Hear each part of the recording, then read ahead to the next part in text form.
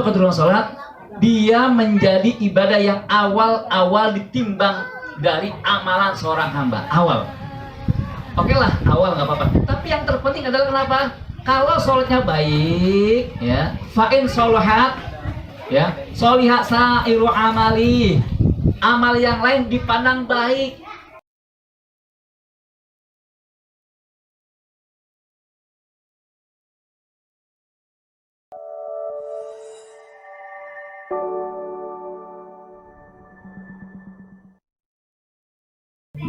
Sholat dalam kitab Fiqhus Sunnah, Al-Imam Said Sabiq mendefinisikan sholat ibadatun tatadammanu aqwalan wa af'alan makhsusatun muftatahatun bitakbir wa muhtatamatun bitasbih. Alhamdulillah. Alhamdulillah, mudah-mudahan materi ini berkelanjutan. Jadi kita tidak keluar dulu dari materi sholat sampai putaran berikutnya. Jadi kita gali materi sholat di berbagai macam sumber.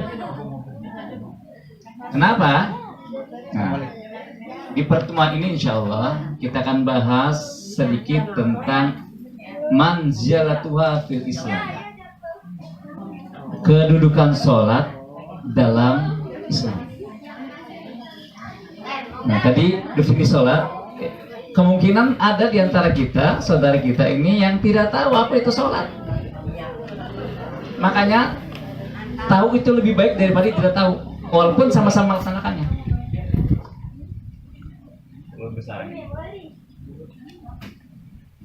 Tahu itu lebih baik daripada tidak tahu, walaupun sama-sama melaksanakannya. Ada satu orang, apa sih sholat? Nggak tahu, tapi melaksanakan terus.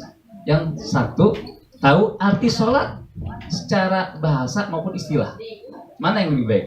Tentu yang tahu artinya secara logo maupun istilah ini lebih baik daripada yang cuma tahu yang penting sholat. Itu penting banget ini. Ini saya senang ini materi ini jadikan kita lepas sampai akhirat kita. Jadi tadi kalau disebutkan oleh Al-Imam Said Sabiq, ibadatun tatadammanu, yang ibadah yang terangkai, yang tersusun dari aqwalan, kalimat-kalimat, kata-kata, waf'alan, dan perbuatan.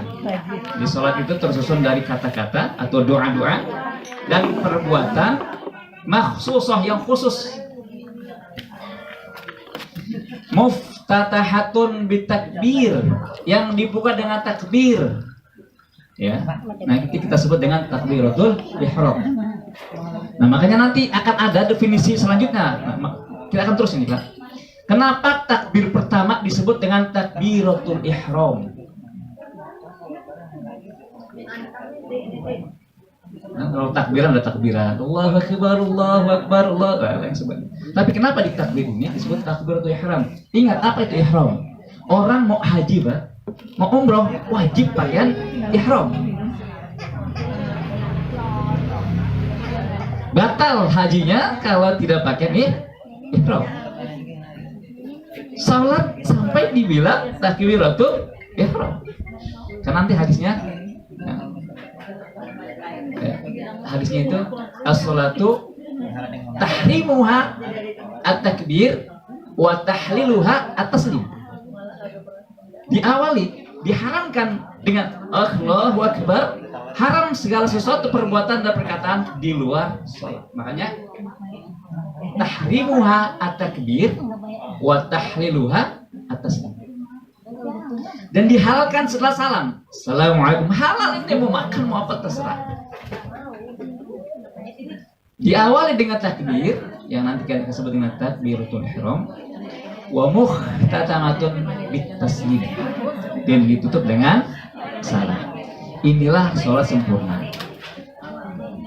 Kalau nomor satu, belumlah dengerin Mbak Susi. Jadi kita biasakan ya, walaupun yang bicara nggak punya ilmu, tapi ada etika adab. Coba baca Ta'lim al-Muta'alim satu ayat kita. Ta'lim al-Muta'alim. Karena keberkahan ilmu itu walaupun satu huruf, kata Ali bin Abi Thalib, aku akan menghambakan kepada orang yang telah mengajarkanku walaupun satu huruf. Ini berhuruf-huruf. Makanya Ali itu kata Nabi, Rabul Ilmi, menghargai orang yang memberikan dia ilmu. Nah, mudah-mudahan ilmu kita bermanfaat karena kita menghargai orang guru. Ibab muta'alim.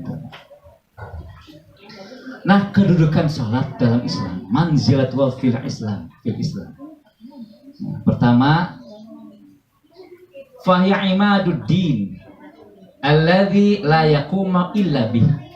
Jadi kalau sesuatu bangunan tidak punya tiang, ya roboh. Jangankan tidak punya tiang, ada tiang tapi asal tiang tertiup angin sedikit, roboh. Karena tiang, coba Pak lihat di masjid ini. Saking khawatirnya Bang Maat, karena dia tahu ini 2 tingkat, maka dibuat cakar ayam yang super dalam 2 meter itu. 2 meter. Dan tiangnya ada 8 kalau nggak salah. Ya kemarin Haji Kodar di sore ini saya cek. Ya insinyur cek. Ya kayak bapak saya kan, bapak saya insinyur. Turun ke saya jadi insinyur juga saya. Wah, ini rumah kok pakai tiang tengah-tengah nih. Dia nggak pakai tiang. Ya, kenapa? Agak terkesan luas. Tapi mungkin ada niat lain sehingga ada tiang di tengah. Kita lihat saja nanti akhirnya. Ya, kalau jadi kita lihat. Cuma kata insinyur nggak mungkin, karena bapak saya kan insinyur, saya insinyur gitu. Jadi kalau ada bangunan bapak saya insinyur, saya jadi insinyur juga. Turun. Jadi tiang itu mempunyai peran penting pada sebuah bangunan. Islam itu kan bangunan. Loh, kenapa? Kata Nabi, buniyal Islamu ala khamsin. Dibangun. Berarti Islam itu bangunan. Itu yang ini nih, jangan dikira cuma begini doang, dalamnya dalam. Coba kalau nggak ada bawah dalam, ambruk dia. Nah, orang Islam itu kata kedudukan sholat dalam Islam itu imaduddin, tiang agama. Jadi orang, ya hadisnya jelas deh kan. Kalau orang yang meninggalkan sholat berarti mendirikan agama, yang meninggalkan sholat berarti meninggalkan atau menghancurkan agama. Jadi kita punya tiang asal-asalan aja, sedikit ditiup angin roboh. Atau punya tiang tapi nggak punya pondasinya. Nah, pondasinya disebut dengan dalam surat yang sama itu surat Ibrahim ayat 14. Itu perumpamaan akar seperti akidah. Jadi kalau akarnya kuat, jangan ngomong buah dulu dah. Jangan ngomong batang dulu dah. Daun buah akan tumbuh kalau akarnya kuat. Sekarang akarnya suntik pakai racun. Tunggu aja.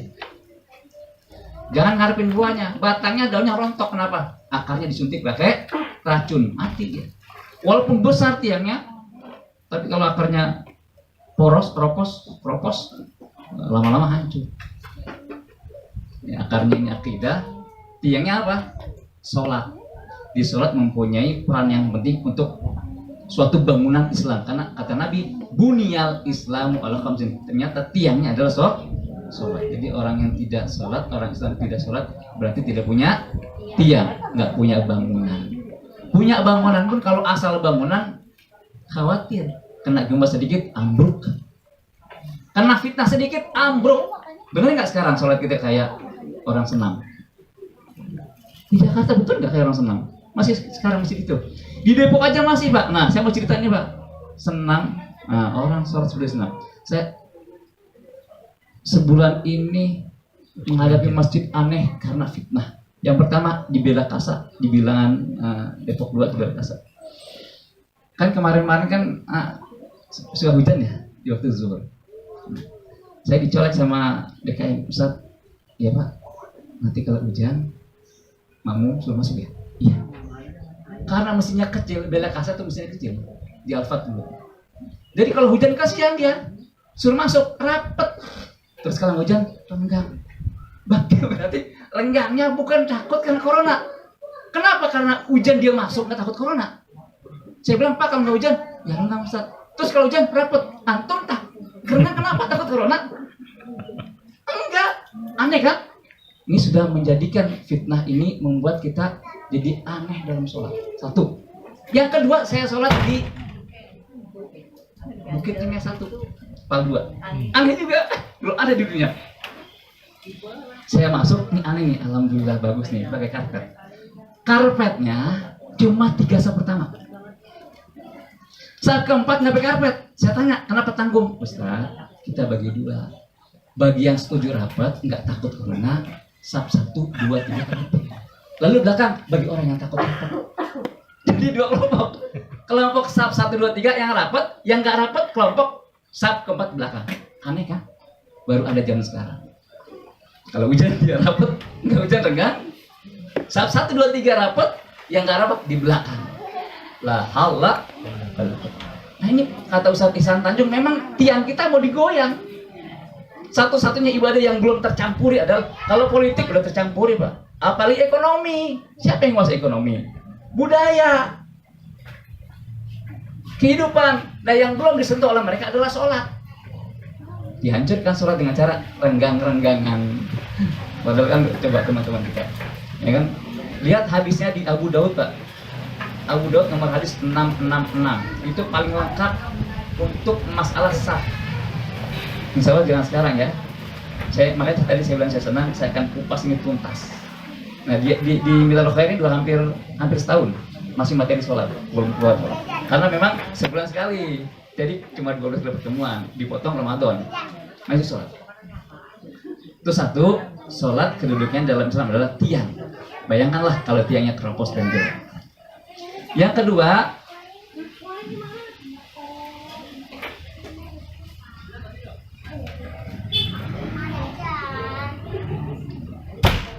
hilang lah. kalau Rasulullah SAW tadi sudah disebut oleh Ustaz Soheh, awwalu ma yuhasabu bi alaihi al-abdu yaumil qiyamah as-shalah. Fa in salahat sa'iru amalihi wa in fasadat sa'iru amalihi. Nah, kayak gini nih Jumat ini. Jumat hujan dapet. Jadi saya berdoa waktu saya khotib, saya berdoa mudah-mudahan qadarullah pas saya khotib nggak hujan. Jadi renggang. Astagfirullah. 2 Jumat kemarin hujan. Silakan ke Bela Kasa itu, di Bela Kasa itu di samping ke Novo ya, Masjid Al-Fatih. Kalau Masjid Cengkeh, Bukit Cengkeh di Pal 2 gitu.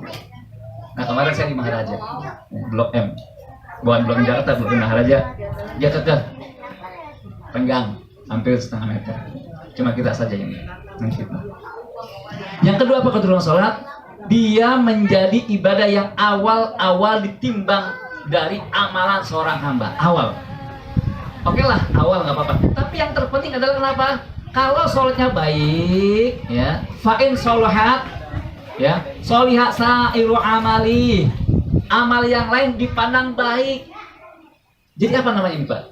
Kalau dalam gini, ini dalam bahasa Arab disebut wazn. Atau dalam bahasa kitanya barometer. Jadi kalau ini baik, yang lain baik.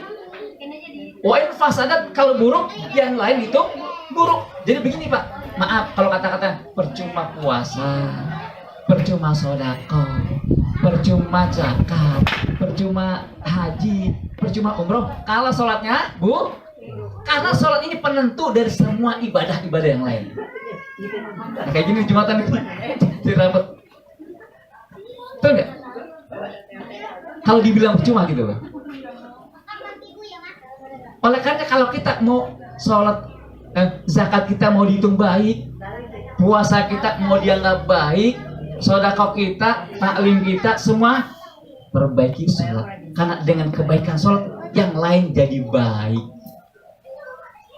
Kalau nggak salah dalam bahasa Indonesia juga barometer ya, timbangan ya, wazn ya. Tolak ukur. Hah? Tolak ukur. Tolak ukur. Nah. Tolak ukur.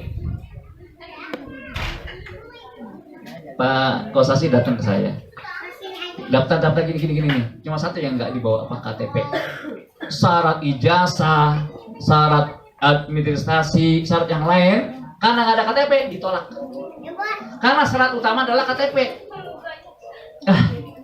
Balik lagi teh, ini semua bikin SIM Pak, syarat satu ya nggak bawa KTP ditolak, tapi bawa KTP seharusnya foto 2 di 1.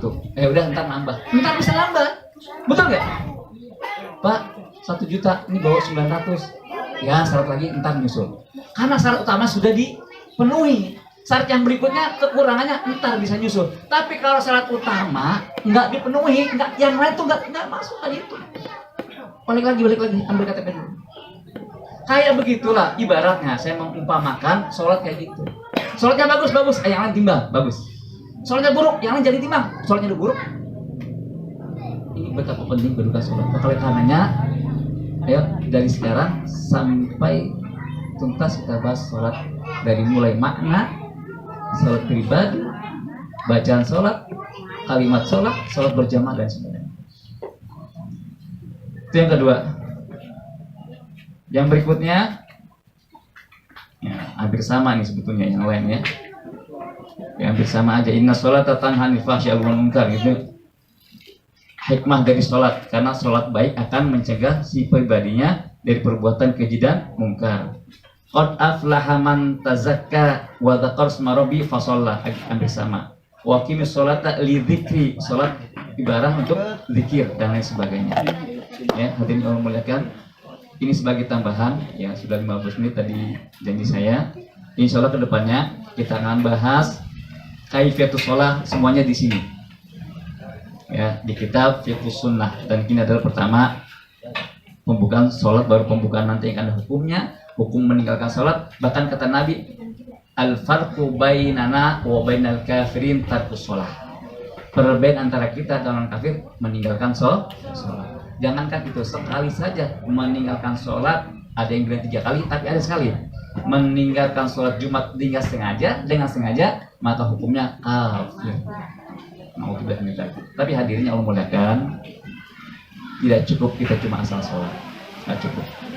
Sholat adalah, kata Nabi, cuma satu ibadah yang kata Nabi, shollu kama ro'aitumuni usolli. Seandainya kita sekarang berada pada zaman Rasulullah, maka wajib kita lihat bagaimana Rasulullah ruku, bagaimana Rasulullah sujud, bagaimana Rasulullah bangkit dari sujud, bagaimana Rasulullah takbir. Caranya kata Rasulullah, shollu kama ro'aitumuni usolli. Sholatlah kamu sebagaimana kamu lihat aku sholat, jangan beda. Kalau bisa. Nah, kita kan bukan zaman Nabi, kita ngeliat Nabi. Nah, lihatlah di hadis-hadisnya yang menerangkan bagaimana tata cara Rasul sholat yang dilanjutkan oleh para sahabat, tabi'in, dan alhamdulillah sampai kepada kita. Hadis-hadisnya menerangkan bagaimana tata cara Rasul sholat. Wallahu a'lam bishawab. Assalamualaikum warahmatullahi wabarakatuh.